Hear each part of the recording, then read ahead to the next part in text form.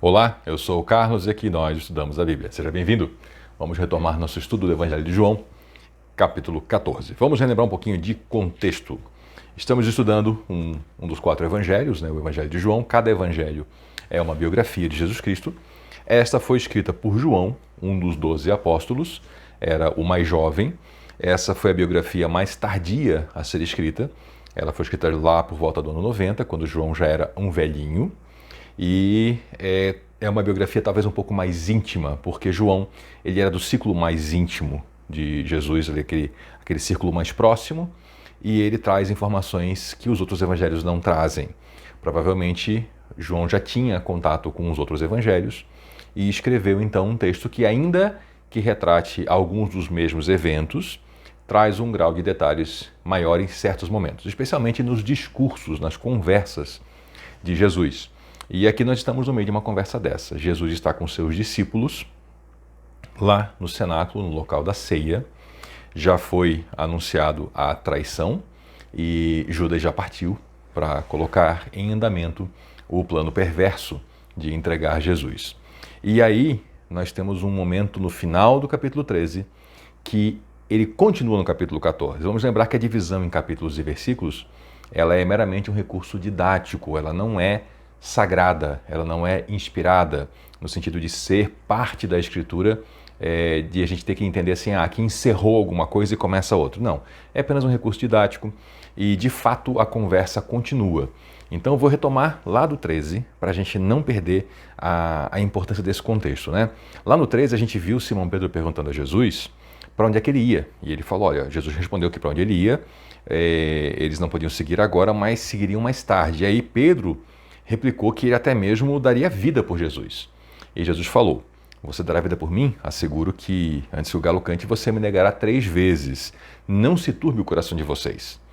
Eu fiz a leitura direto porque de fato não há uma quebra. Jesus falou isso. Você dará vida por mim? Asseguro que antes que o galo cante você me negará 3 vezes. Não se perturbe o coração de vocês. Creiam em Deus, creiam também em mim. É na mesma conversa que Jesus anuncia a negação de Pedro, ele já fala, não se perturbem, não se turbe o vosso coração. Por quê? Porque vão acontecer eventos ali para frente que vão deixar os discípulos numa condição muito precária. Porque Pedro vai ser o primeiro a negar, porque ele vai fazer isso verbalmente, ele vai dizer, não conheço esse homem. Nós já vimos isso no Evangelho de Mateus e veremos aqui novamente em João. Mas todos abandonarão Jesus de alguma forma em algum momento. Então é uma oportunidade para uma perturbação do coração. E o Senhor falou, não se turbe o vosso coração, não se perturbe o coração de vocês. Creiam em Deus e creiam também em mim. Ou seja, na hora em que eles se reconhecerem como pessoas que abandonaram a Jesus, que o negaram de alguma forma, seja direta ou indiretamente, o que eles devem fazer? Não ficar perturbados, crer em Deus, crer também em Jesus Cristo. É hora de voltar para a fé, é hora de fazer o resgate da fé, daquela vivência que eles têm. E não a hora de bater aquele mau sentimento e aí a pessoa sair e abandonar tudo. Tem gente que faz isso e esse não é o caminho. O caminho é voltar para Jesus. É isso que ele está dizendo. Vocês vão errar, vocês vão cair, a queda vai ser feia, o tombo vai ser grande. Não se perturbem, voltem para mim. Creiam em Deus, creiam também em mim. Na casa de meu pai há muitos aposentos, se não fosse assim eu teria dito a vocês. Isso aqui para um leitor judeu, de imediato remete ao templo. O templo é a casa de Deus. Lá, lembrando que para um judeu só existe um templo, Para as religiões, muitas religiões, em cada lugar, em cada bairro se faz um templo. O judeu entende que só existe um templo. Hoje não existe nenhum, porque foi derrubado. Mas em Jerusalém é onde Deus habita. E de fato havia muitas moradas lá dentro. As casas para os sacerdotes, muitos aposentos, muitos depósitos. Mas Jesus está falando aqui de um lugar celestial. O lugar físico, ele é como se fosse uma sombra daquele lugar celestial da casa do Pai. E ele falou, vou preparar lugar para vocês. Ele está indo na frente preparar o nosso lugar. Quando eu for preparar lugar, voltarei e os levarei para mim, para que vocês estejam onde eu estiver. Essa é uma promessa para aqueles discípulos e para estes discípulos aqui. Que ele foi na frente preparar lugar, que ele vai nos levar para esse lugar, para que nós estejamos onde ele estiver. Isso aqui é importante porque é uma das bases da nossa fé. É a crença de que nós estaremos com Jesus Cristo. Há quem crê que quando nós morremos, simplesmente deixamos de existir. Há quem crê que quando nós morremos, nós vamos para um lugar intermediário, um lugar de espera. Há quem crê que nós fazemos ciclos e muitos ciclos, voltando para este mesmo lugar aqui ou para outros lugares semelhantes, melhores ou piores. Mas Jesus falou: eu os levarei para mim, para que vocês estejam onde eu estiver. Essa é a promessa dele. Vocês conhecem o caminho para onde eu vou. Isso ele disse para aqueles discípulos naquele momento. Então Tomé, o gêmeo, né, ele falou: Senhor, nós não sabemos para onde vais, como é que nós vamos saber o caminho? É mais ou menos assim: eu não sei nem onde é que estás indo, como é que eu vou saber o caminho? Né?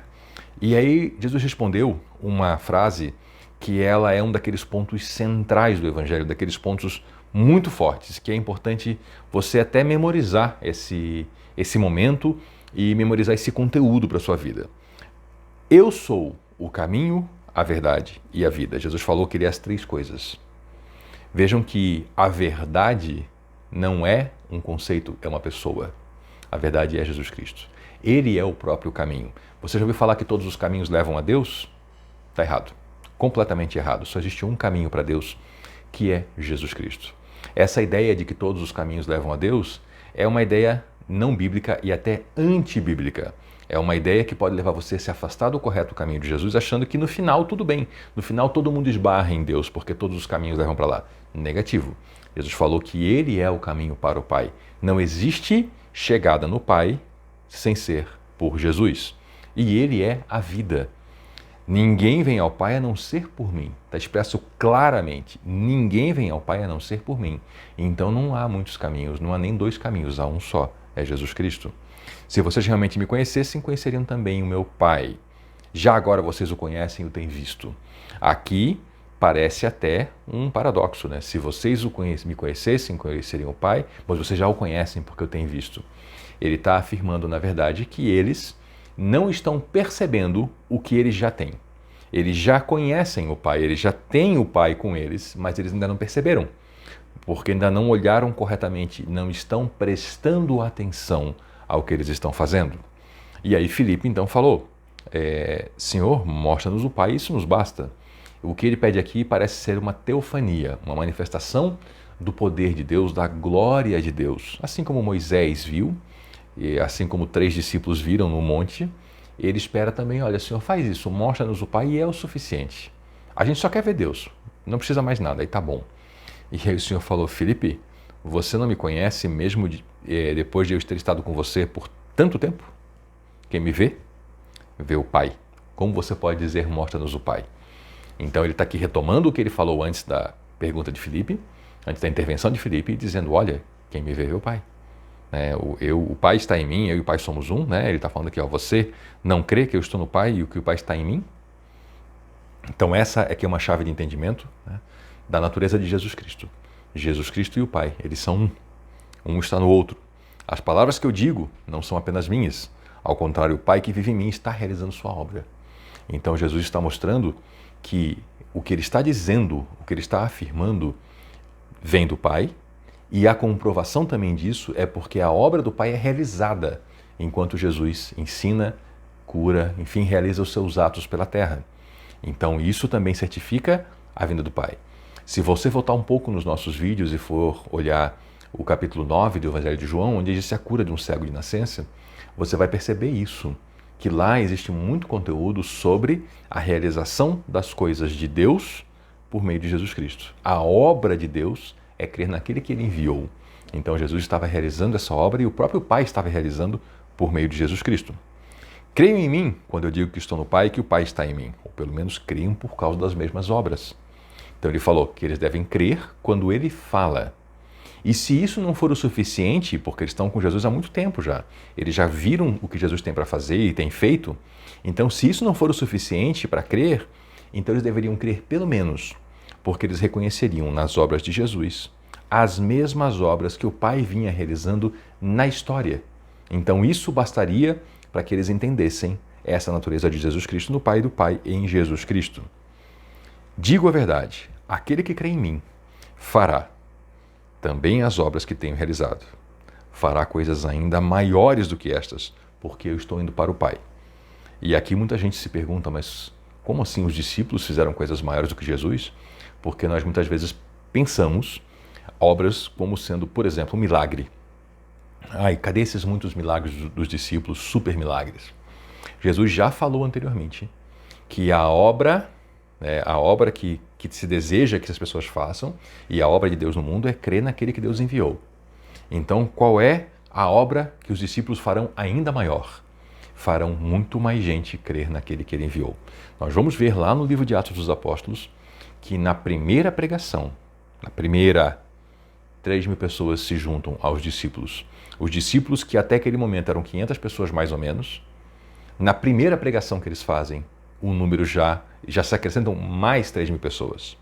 E a igreja veio crescendo até o ponto que hoje, 2.000 anos depois, nós temos todos os continentes e quase todos os povos e etnias já alcançados pelo Evangelho, com pessoas crendo no Pai. Essa é uma obra bem maior que vem sendo realizada pela igreja por causa do ministério de Jesus Cristo e da ação poderosa do Espírito Santo. E ele falou o seguinte: eu farei o que vocês pedirem em meu nome, para que o Pai seja glorificado no Filho. O que vocês pedirem em meu nome, eu farei. Aqui nós temos que parar e ter muito entendimento disso. Hoje existe um erro muito comum, que na verdade é uma prática pagã, é uma prática que vem até de antes do cristianismo e que por algum motivo estranho foi incorporado na igreja nos dias de hoje. É acreditar que falar um certo nome, no caso o nome de Jesus, é isso o que garante poder e ação no mundo espiritual. Então há pessoas que acham isso. Você fala o que você quer, você expressa o seu desejo e no final você diz em nome de Jesus. E aí, por causa dessa frase, essas coisas vão se realizar. Essa prática já era uma prática pagã, antiga, onde se acreditava que saber o nome de uma entidade espiritual dava poder para que essa entidade então realizasse a vontade daquele que a invocava. Isso não tem nada a ver com o que Jesus está falando aqui. Quando nós vamos pensar um pouquinho na cultura em que essa frase foi falada, um pouquinho na forma oriental de pensar e até mesmo na nossa forma, tirando um pouco um jeito estranho e igrejeiro de agir, nós vamos entender que agir em nome de alguém ou falar algo em nome de alguém significa necessariamente que nós estamos fazendo essas coisas segundo o caráter e a aprovação daquela pessoa que nos conferiu o seu nome para ser usado. É mais ou menos como agir por procuração. Se eu estou agindo com procuração de alguém, eu tenho que, para ser um procurador que honra essa procuração, eu tenho que fazer a vontade daquele que me deu a procuração. Então, pedir em nome de Jesus não é dizer a frase em nome de Jesus. É fazer uma oração que está de acordo com o caráter e o propósito de Jesus Cristo. Não é pedir coisas para os próprios deleites, coisas que não têm a ver com a vontade de Deus.